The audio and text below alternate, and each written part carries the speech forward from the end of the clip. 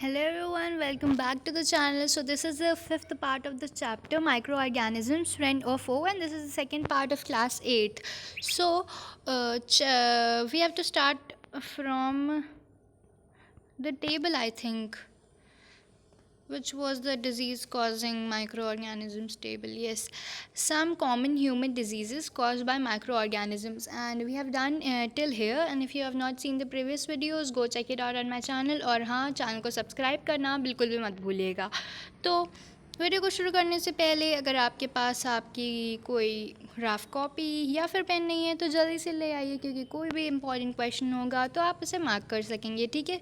तो disease causing micro organisms in animal, तो दिया हुआ है several micro organisms not only cause disease in humans and plants but also in other animals. तो बोल रहा है कि कुछ माइक्रो ऑर्गेनिजम्स ऐसे भी होते हैं जो डिजीज़ ह्यूमन्स और प्लांट्स के अलावा एनिमल्स में भी करते हैं. For example, anthrax is a dangerous human and cattle disease caused bye bacterium. तो बोल रहा है कि ये जो एंथ्रैक्स है, एंथ्रैक्स एक बहुत ही ज़्यादा डेंजरस जो है डिजीज़ है which is cause by a bacterium. Foot and mouth disease of cattle is also cause by virus.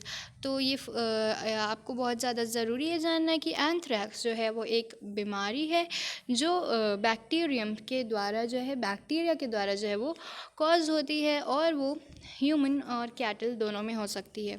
Disease causing micro organisms in plant. तो अब हम एनिमल्स की बात हो गई, अब हम प्लांट की बात करेंगे. तो several micro organisms cause diseases in plants like wheat, rice, potato, sugarcane, orange, apple and others. The diseases reduce the yield of crop. तो दिया हुआ है कि जो क्रॉप में कभी कभी डिजीज़ होती हैं वो जैसे कि हो सकती हैं क्या कहते हैं, वीट में हो सकती है, राइस में, पोटैटो, ये सारी जो चीज़ें दी हुई हैं इनमें हो सकती हैं वो सारी डिजीज़. और क्या कहते हैं कि दिया हुआ है कि ये जो डिजीज़ होती हैं वो क्रॉप्स की जो है वो यील्ड को है बहुत ज़्यादा बेकार कर देती हैं. They can be controlled by the use of certain chemicals which kill the microbes. तो अब हम इस टेबल को पढ़ लेते हैं. जैसे हमने ऊपर वाली पढ़ी थी वैसे ये सेम है. Some common plant diseases caused by micro organisms. तो जो माइक्रो ऑर्गेनिजम्स से जो डिजीज़ होती हैं उनके बारे में हम पढ़ने वाले हैं. तो प्लांट डिजीज़ का इधर नाम दिया हुआ है, माइक्रो ऑर्गेनिज्म दिए हुए हैं, और ट्रांसमिशन का जो है वो मोड वो दिया हुआ है. ट्रांसमिशन किससे होता है वो दिया हुआ है. तो डिज़ीज़ जो दी हुई है उसका नाम है सिट्रस कैंकर. सिट्रस कैंकर दी हुई है और ये होती है बैक्टीरिया से, और इसका ट्रांसमिशन है एयर. तो वो एयर से होती है. एयर में जो है वो होती है, मतलब समझ रहे हैं ना, मोड ऑफ ट्रांसमिशन मतलब वो एयर में जो है जो बैक्टीरिया होते हैं उससे हो जाती है सिट्रस कैंकर. ठीक है. दूसरा है रस्ट ऑफ वीट. तो ये होती होगी वीट में, क्योंकि इसके नाम से लग रहा है रस्ट ऑफ वीट. उसके बाद इसका जो माइक्रो ऑर्गेनिजम्स जो रस्ट ऑफ वीट करता है, इस बीमारी का नाम है जो बीमारी करता है वो है फंजाई, और वो होती है एयर में. ठीक है. एयर और सीड्स जो है उसके दो वो हैं ट्रांसमिशन जिससे होते हैं. उसके बाद है येलो वेन मोज़ियाक ऑफ भिंडी. तो फिर ये भी एक बीमारी का नाम है जो येलो वेन मोज़ियाक ऑफ भिंडी. उसके बाद इसका जो ऑर्गेनिज़म है वो है वायरस, और इसका ट्रांसमिशन होता है इंसेक्ट्स से. तो ये इसी तरह जैसे मैंने आपको ऊपर का बताया था कि ऊपर वाले जो टेबल है उसमें से कैसे क्वेश्चन बना सकते हैं, वैसे सेम इसका भी होगा. फॉर एग्ज़ाम्पल, अगर आपसे पूछा हुआ है कि mode of transmission of citrus canker, तो सिट्रस कैंकर का मोड ऑफ ट्रांसमिशन क्या होगा, तो वो होगा एयर. ठीक है. उसी तरह अगर पूछा जाए कि which micro organisms causes rust of wheat, तो माइक्रो ऑर्गेनिजम्स का जो नाम हो जाएगा माइक्रो ऑर्गेनिज्म का वो हो जाएगा फंजाई. ठीक है. तो इस तरह काफ़ी क्वेश्चंस बन सकते हैं और आप आसानी से बना सकते हैं. ठीक है. तो आगे बढ़ते हैं. उसके बाद है फूड पॉइजनिंग. तो फूड पॉइजनिंग एक बहुत कॉमन जो है वो डिज़ीज़ है जो हो जाती है माइक्रो ऑर्गेनिज्म से। तो इसके बारे में आप लोगों ने बहुत ज़्यादा सुन रखा होगा कि फूड पॉइजनिंग से कोई बीमार हो गया या किसी की डेथ हो गई। तो ये एक कॉमन चीज़ है जो माइक्रो ऑर्गेनिजम्स करते हैं। और अगर हम इस फेज़ में देखें माइक्रो ऑर्गेनिजम्स के, तो फिर ये हमारे लिए बहुत ज़्यादा डेंजरस है। और माइक्रो ऑर्गेनिजम्स जो हैं वो हमारे फोक की तरह जो है वो दिखाई दे रहे हैं। ठीक है, फूड पॉइजनिंग में अब हम पढ़ने वाले हैं यही चीज़।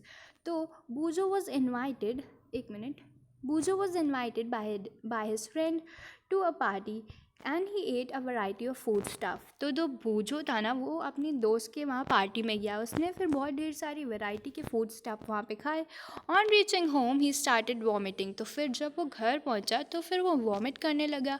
फिर उसके बाद उसको ले जाया गया हॉस्पिटल। ठीक है, the doctor said that this condition could be due to food poisoning. तो उसको क्या हो गया था, फूड पॉइजनिंग हो गई थी बूजो को। ठीक है, तो अब वो उसने जब वहाँ पे खाना खाया ना, तो उससे उसको फूड पॉइजनिंग हो गई। तो अब पहेली सोच रही है कि how can food become a poison. तो हमारा फूड जो है वो कैसे पॉइजन बन सकता है। Food poisoning could be due to the consumption of food spoiled by some micro organisms. तो अगर यहाँ पे क्वेश्चन पूछे कि हाउ डू फूड पॉइजनिंग आकर, तो food poisoning could, how could food poison, no, what can be the question, like food, how can food poison, how can food poisoning be done or something like this na. तो food poisoning could be due to the consumption of food spoiled by some microorganisms। तो food poisoning कैसे हो सकती है, तो इसका answer यही होगा कि food poisoning could be due to the consumption of food spoiled by some microorganisms। Microorganisms that grow on our food sometimes produce toxic substances। तो जो अब इसका देखिए जो क्या होता है, अगर हमारे फूड पे कोई माइक्रो ऑर्गेनिज्म आ गया और फिर वो कभी कोई टॉक्सिक सब्सटेंस को जो है वो छोड़ देता है, अपनी बॉडी से रिलीज़ कर देता है, उसकी वजह से जो वो सब्सटेंस होता है उसके कंजम्पशन से इंसान जो है वो बीमार हो जाता है। these make the food poisonous causing serious illness and even death। तो serious illness भी हो सकती है और कभी कभी डेथ भी हो सकती है। so it is very important that we preserve food to prevent it from being spoiled। तो देखो हम लोगों को फूड को जो है वो बहुत ज़्यादा प्रिजर्व करके रखना चाहिए जिससे वो स्पॉइल्ड ना हो जाए।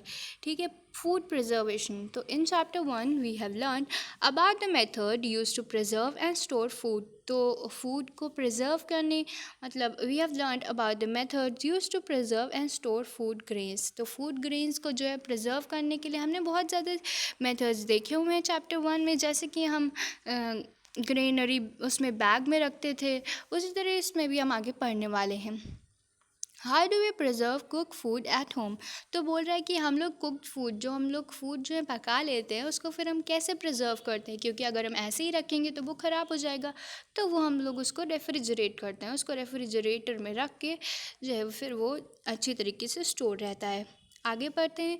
You know that bread left unused under the moist condition is attack by fungus. तो आप लोगों ने क्लास 6 या 7 में ज़रूर पढ़ा होगा कि जब हमारी ब्रेड थोड़ी सी वेट होती है या फिर ऐसे ही रखी होती है, पड़ी हुई होती है, तो उस पर कभी कभी फंगस आ जाता है। या ब्रेड की क्या बात करें, किसी भी फूड आइटम पे अगर वो खुला होता है तो फिर कभी कभी उसके ऊपर जो है वो फंगस आ जाता है। माइक्रो ऑर्गेनिज्म स्पॉइल आ फूड। और इस तरह से अगर हम देखें तो वो हमारे फो ही हुए, क्योंकि वो हमारे फूड को जो है वो स्पॉइल कर रहे हैं। Spoiled food emits bad smell and has bad taste and change colour. तो कभी कभी आप लोगों ने भी कोई अगर स्पॉइल्ड फूड को टेस्ट किया हो तो फिर वो उसका जो है वो कलर जो है वो टेस्ट बदल जाता है और कभी कभी तो कलर भी चेंज हो जाता है। इस spoiling of food a chemical reaction.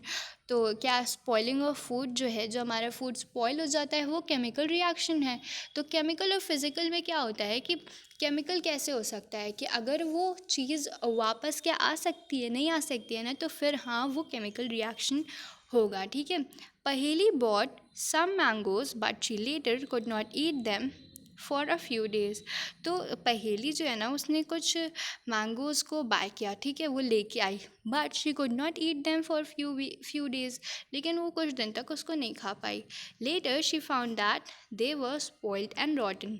उसके बाद फिर थोड़ी देर बाद उसको पता चला कि वो जो मैंगोज़ थे वो स्पॉइल्ड और रॉटन थे, but she knows that the mango pickle her mother grandmother makes does not spoil food for long time. तो बोल रहा है कि जो पहेली ने फिर सोचा कि जो उसकी दादी जो है वो अचार बनाती हैं घर पे, पिकल बनाती हैं, वो तो नहीं स्पॉइल होता ज़्यादा टाइम तक। तो फिर वो कंफ्यूज हो गई कि ऐसा क्यों हुआ। तो अब तो आपको भी पता होगा कि कुछ चीज़ें होती हैं जिनको अगर हम करें या फिर उस कंडीशन में किसी भी चीज़ को रखें तो हम किसी भी फूड प्रोडक्ट को जो है वो बचा सकते हैं। जैसे कि अभी हमने बताया रेफ्रिजरेशन, उसी तरह और प्रोडक्ट्स को जो है हम बचा सकते हैं। और इसी तरह अगर हम पिकल बनाते हैं तो उसमें जो होते ऑयल या फिर कोई भी इंग्रेडिएंट डालने से जो है वो बच जाता है।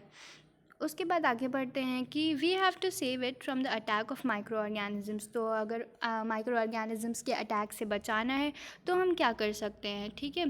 तो आगे बढ़ते हैं केमिकल मेथड। तो माइक्रो ऑर्गेनिज़म्स के अटैक से बचाने के लिए पहला जो, तो अगर क्वेश्चन यहाँ पे बन सकता है कि how can food be preserved, how can food be preserved from microorganisms, or what are the ways of preservation of food from microorganisms।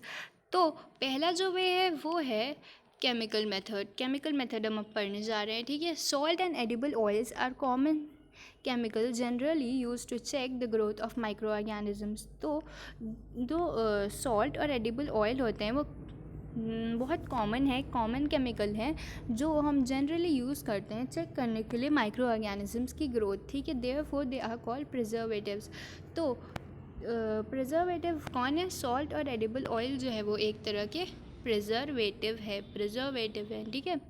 We add salt और acid preservatives to pickle to prevent the attack of microbes. तो अभी हम बात कर रहे थे कि हम कैसे क्या कहते हैं अपने अचार को बचाते हैं, जिसका एक हमने बताया था कि उसमें एडिबल ऑयल डाल सकते हैं, और अब यहाँ पे दिया हुआ है कि सॉल्ट भी डाल सकते हैं या फिर एसिड प्रिजर्वेटिव्स अगर हम डालेंगे अपने पिकल में तो क्या होगा कि वो है माइक्रो ऑर्गेनिजम्स के अटैक से जो है हम उसको बचा सकते हैं, ठीक है। माइक्रो ऑर्गेनिजम्स के अटैक से बचा सकते हैं। Sodium benzoate and sodium metabisulphite metabisulphite, ठीक है, मेटाबाइसल्फाइड, ठीक है। Sodium benzoate and sodium metabisulphite are common preservatives. तो अगर क्वेश्चन पूछा जाए कि what are the common preservatives which are used, तो हो जाएगा पहला हमारा सॉल्ट हो जाएगा, ठीक है। क्या हो जाएगा? सॉल्ट और एडिबल ऑयल, और क्या हो जाएगा और ये sodium benzoate and sodium metabisulphite, ठीक है, सल्फाइड। तो ये 4-5 चीज़ें हो गई जो हम अपने प्रिजर्वेटिव के यूज़ में कर सकते हैं, ठीक है। These are also use in jams and squashes to check their spoilage. तो वही चीज़ है कि जैम्स और स्क्वैशेस में भी यूज़ होता है। आगे पढ़ते हैं प्रिजर्वेशन बाय कॉमन सॉल्ट। तो अब हम पढ़ने वाले हैं प्रिजर्वेशन बाय कॉमन सॉल्ट। अब हम कॉमन सॉल्ट से कैसे प्रिजर्व कर सकते हैं। अब ये हमारा हो गया कौन सा? दूसरा वे है preservation by common salt. The common salt has been use to preserve meat and fish for ages. तो जो कॉमन सॉल्ट है ना उसको यूज़ किया जाता है, बहुत ढेर सारे सालों से यूज़ हो रहा है कॉमन सॉल्ट फिश और मीट को प्रिजर्व करने के लिए। मीट और फिश जो होते हैं are covered with dry salt to check the growth of bacteria. तो फिर उनको जो है वो ड्राई सॉल्ट से जो पूरा कवर कर दिया जाता है। Salting is also use to preserve amla या रॉ मैंगोज। तो कभी कभी तो सॉल्टिंग जो है वो आंवला या फिर रॉ मैंगोज़ या टैमरिंड जो है उसको प्रिजर्व करने के लिए भी यूज़ किया जाता है सॉल्टिंग। तो जो अगर पूछा जाए कि what name the process which is use to preserve food material like fish and meat. तो यही होगा हमारा कॉमन सॉल्टिंग आंसर होगा, ठीक है। उसके बाद आगे बढ़ते हैं हम लोग, प्रिजर्वेशन बाय शुगर। तो अब दूसरा वे जो तीसरा वे, तो ये हमारा तीसरा वे है प्रिजर्वेशन बाय शुगर। तो जैसे कि अभी हमने सॉल्ट के बारे में पढ़ा, वही हम शुगर के बारे में पढ़ने वाले हैं। जैसे jam, jellies and squashes are preserve by sugar. तो अभी हम जैम और स्क्वैशेस की बात कर रहे थे, तो उसी वो प्रिजर्व करे जाते हैं शुगर से, ठीक है। Sugar reduces the moisture content which inhibits the growth of bacteria which spoil food. तो अगर क्वेश्चन पूछें कि how do sugar preserves jam, तो यही होगा कि शुगर जो है reduces the moisture content which inhibits the growth of bacteria which spoil food. Preservation by oil and vinegar. तो अब फिर फिफ्थ जो हम पढ़ने वाले हैं वो है प्रिजर्वेशन बाय, फिफ्थ है ना, नहीं फोर्थ है, ठीक है। तो preservation by oil and vinegar. Use of oil and vinegar prevents spoilage of pickles because bacteria cannot live in such environment. तो अभी हम बात कर रहे थे पिकल की, वही बात है कि अगर हम ऑयल या फिर विनेगर अपने पिकल में डाल देते हैं तो फिर हमारा पिकल जो है वो बहुत दिन तक हम खाते रहते हैं ना। तो यही उसका कॉज है कि use of oil and vinegar prevent spoilage of pickles because bacteria can not live. तो जो बैक्टीरिया है ना वो ऐसे इन्वायरमेंट में नहीं रह सकता है ऑयल या फिर विनेगर का जो इन्वायरमेंट होता है। Vegetables, fruits, fish and meat are often preserve by this method. तो कुछ चीज़ें और भी नीचे दी हुई हैं जो इस मेथड से जो है वो प्रिजर्व करी जा सकती हैं। Heat and cold treatment. तो उसके बाद जो है हीट एंड कोल्ड ट्रीटमेंट जो है वो हमारा फिफ्थ हो गया। Fifth, heat and cold treatment. You must have observe your mother boiling food before it is stored और यूज। तो कभी कभी जब हम बाहर से दूध लेके आते हैं पैकेट्स, तो पैकेट्स जो होती हैं वो हमारी मम्मी जल्दी से खोलती हैं, उसके बाद उसको जो है उबाल लेती हैं और फिर उसको प्रिजर्व करके रख देती हैं फ्रिज में। तो क्या होता है कि उसको तुरंत जो है बॉईल क्यों करना पड़ता है, उसको बॉईल करके क्यों स्टोर करती है। तो यही होता है हीट एंड कोल्ड ट्रीटमेंट।